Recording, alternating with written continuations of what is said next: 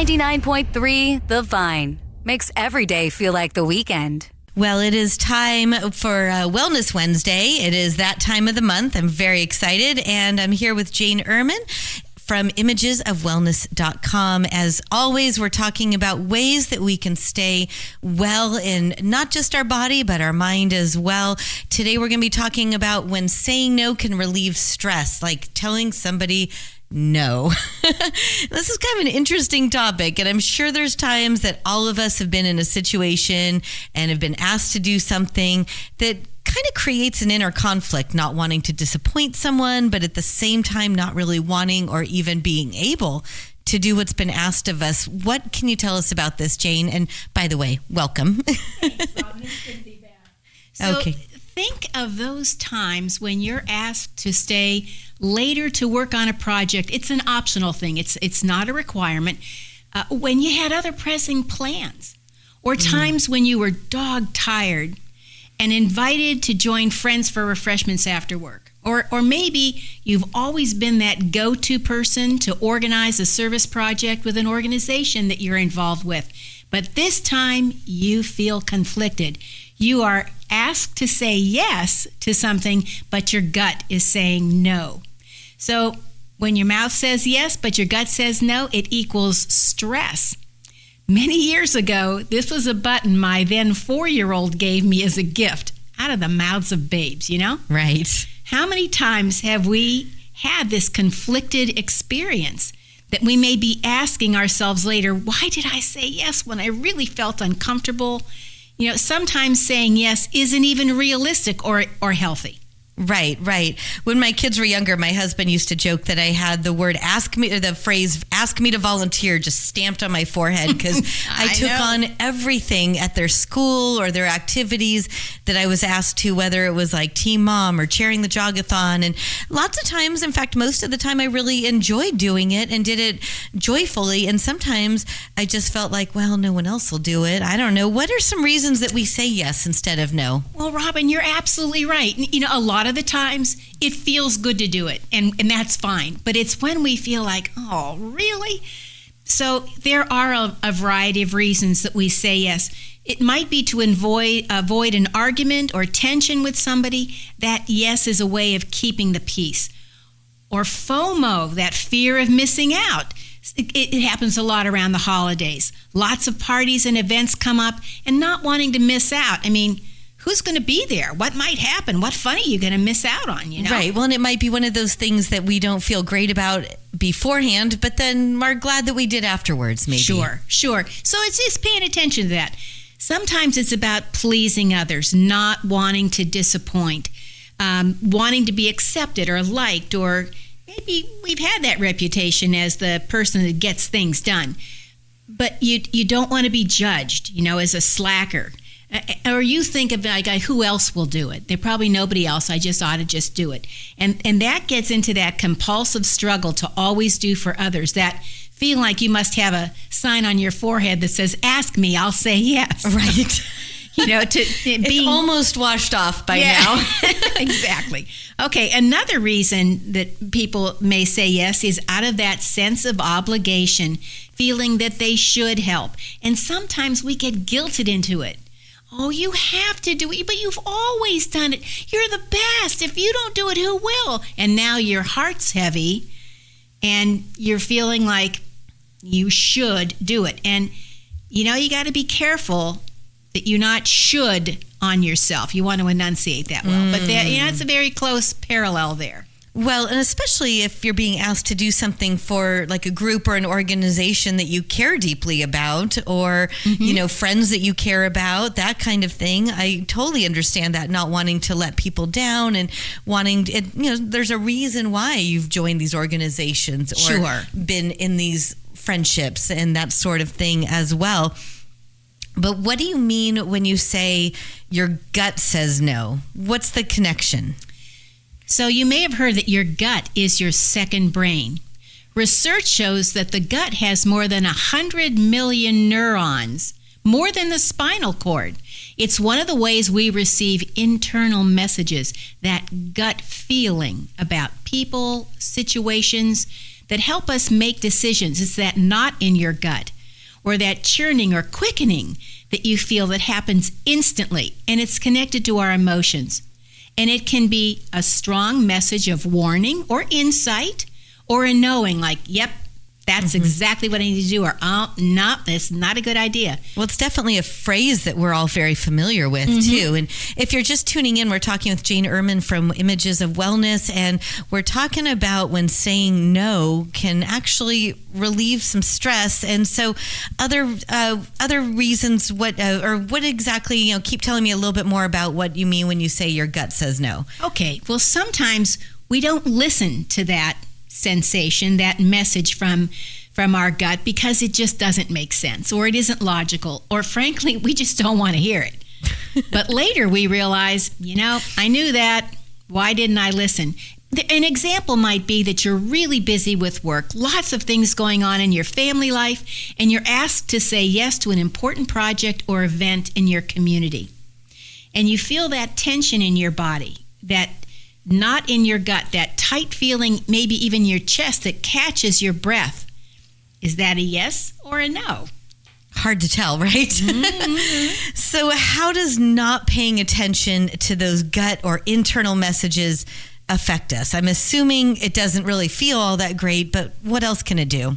Well, over time, when we continue to say yes, when our body is telling us no and denying what our body is letting us know is the best thing, we end up not taking care of our needs very well.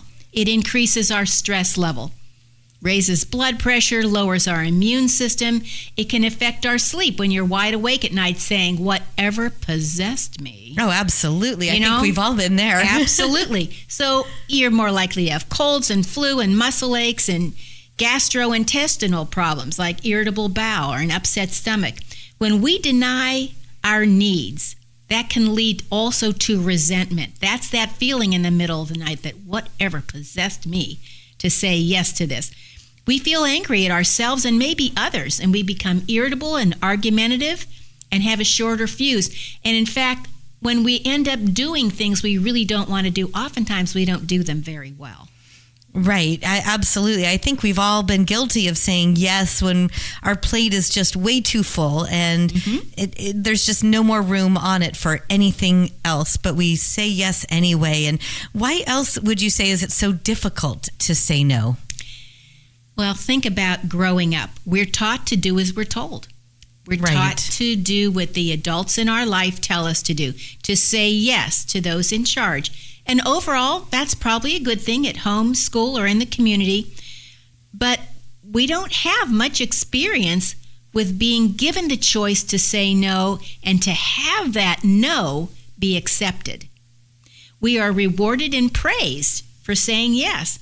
And it may have gotten we may have gotten some negative reactions for saying no or felt guilty. I mean, just think about it when a little kid says no to something and the adult goes, "What do you mean? You make me so sad." Now the kid feels like, I got to do this. Well, we're also encouraged and have taught that it's a positive thing to be helpful and to be kind and to do unto others and help out where needed. And especially in things like schools or nonprofits or community organizations, most of those kinds of things that we take on they do positive things, they do good things. Yeah. And so to say no, I would also assume feels like we don't want to help a good cause. That's a good point to bring up. And what I want us all to remember is it is important to make a difference in the community by doing things. It's when you're saying yes at the cost of your health, right, at the cost of your wellness, then it's not a good idea. And then things get out of balance. Yes. Yeah. Well, how can we learn to say no more easily? Because I am a chronic yeser and I say yes to everything. And usually I make it work, but I've certainly had those times where I've been up late at night thinking about jogathon prizes or how am I going to honestly, I think I ordered prizes for one of my daughter's school's jogathons at 2 a.m. I think I got online and just said, I need to do it right now. And there are certainly times when I should have said no and I found it just way too hard. How can I do that? That's a great question. And truly practice saying no. Like you, I had a yes. Just ask me. My answer is yes on my forehead for years. And I literally, when I became very sick many years ago, I practiced standing in front of the mirror and saying, oh, that's so kind of you to ask me, but I can't. Oh, no. And I would choke trying to say it at first. But it really is. It's about rehearsing it. Like a physical response? Yes. Oh, my gosh. Just because it was so ingrained in me to be a helper. So, thank somebody. It's about somebody wants you to go to a get-together. Thank you so much for asking me to come along. Much as I would love to come, I can't tonight. Can I have a rain check? Ask for a plan B or an option. So you're invited to something and you're not just saying no. Yes, of course. That's laying it on. Harsh. You're giving. You're offering the kindness, right? And you're letting them know. To do. You really would like to come, but you just can't. Right. Or you could say, I would really like to help you out. Given my other commitments, I'm just not able to lead this project at this time. You deserve to have my full support, and I can't give it. I hope you understand. I think when you say things like that, it helps people back off then. How could anyone be mad at that? Exactly. And then say, maybe check back with me before the next time it comes up, or 6 months from now. And frankly, a good planner will have a 3x5 card and they'll write down. Right. Check in with them in 6 months. I've had people call me back. You did say 6 months. Yeah. Oh, you said, I'll take that as a maybe then. Or another thing is to say, no, I'm not able to do whatever it is. But here are some things or ways that I am able to help. I can't chair the event, but I can be on the committee. Right. I can't run that project in the classroom next week, but I can bring a batch of cookies. There you go. Or whatever the thing might be. Sometimes a person, again, has a difficult time accepting your no. I encourage you to be firm but kind. Avoid taking in any of their guilt. That's their stuff. Avoid, and if you're the one who got a no from somebody, then avoid saying the things like, oh, we can't do this without you, you're just the best. Let that stuff go. Overall, pay more attention to your gut and notice what your second brain is telling you. I love that, your second brain. It is funny. We talk about our gut reactions, our gut feelings. There's really something to listening to your gut. There absolutely is. All right. So bottom line, it sounds to me like, here's my takeaway. Correct me if I'm wrong. Volunteering, helping, saying yes, it's all great. Unless your plate's too full, in which case it can really lead to, saying yes can lead to stress, bodily issues, mental issues, and it's best to just draw that nice firm line in the sand. Absolutely, and it just takes practice. Self-care at its best. Yes, so volunteer when you can, say yes when you can, and just don't overdo it. Well, Jane Ehrman, I'm so happy. I love our Wednesdays together. I look forward to them every week. This is our Wellness Wednesday, and you can learn more of all of Jane's wise words at imagesofwellness.com. Thanks so much for joining us. Have a great day. 99.3 The Vine. Live it up.